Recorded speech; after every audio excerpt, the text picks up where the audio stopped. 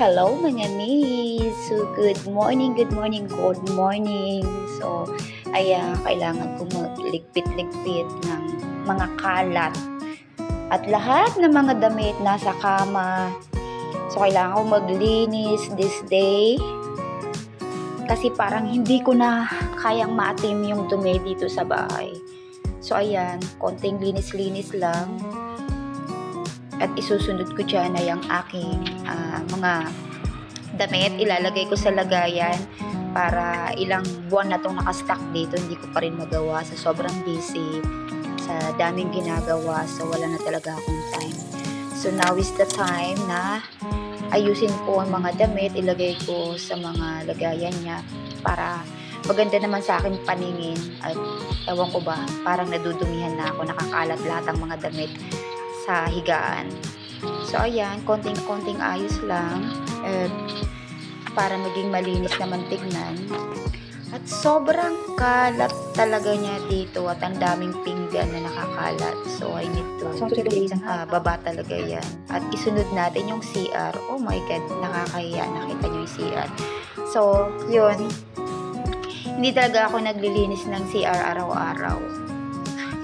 Kasi marami po talaga akong ginagawa, kung hindi nyo lang alam. Dami kong ginagawa sa araw-araw at wala na akong time maglinis.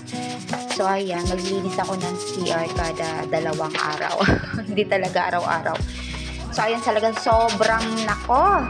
Naninilaw na ang aming CR. Kailangan ko na talagang linisin.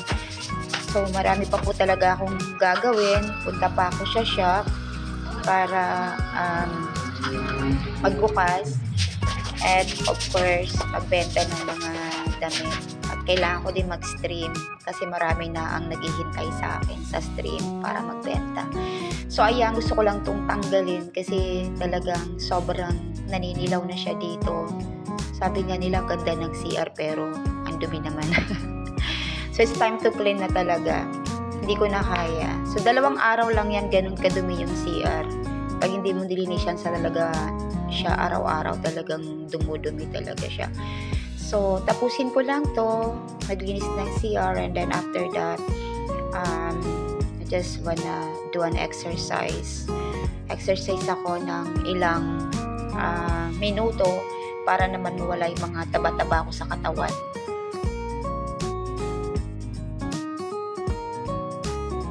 Ay nako, ang taba-taba ko na, puros na ako bilbil. So, kailangan na nating mag-exercise guys.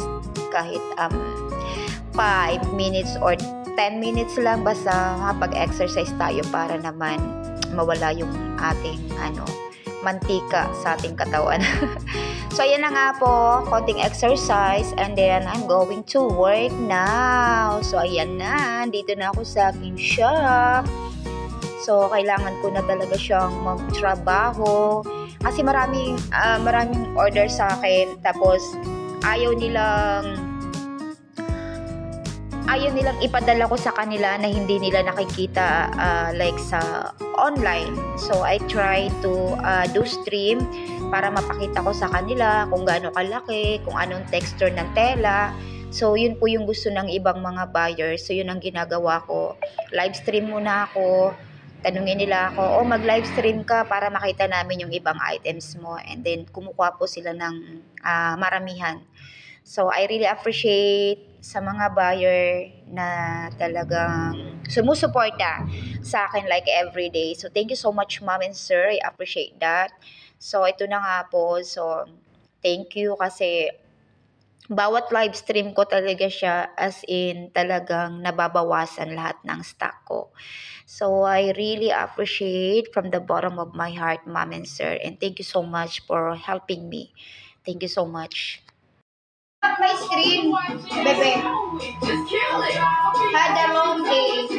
Oh, I'm sorry about that, but everything is okay. Everything is okay to you? I'm good.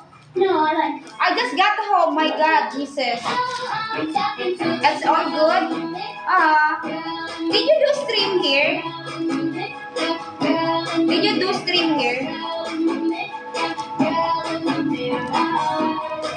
Crop top po ba yan, Mi?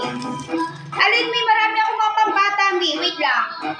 Wait lang, wag kang aalis ah. Yeah, after I shower and fresh up. Oh, that's good. May mga pambata ako dito, Mi.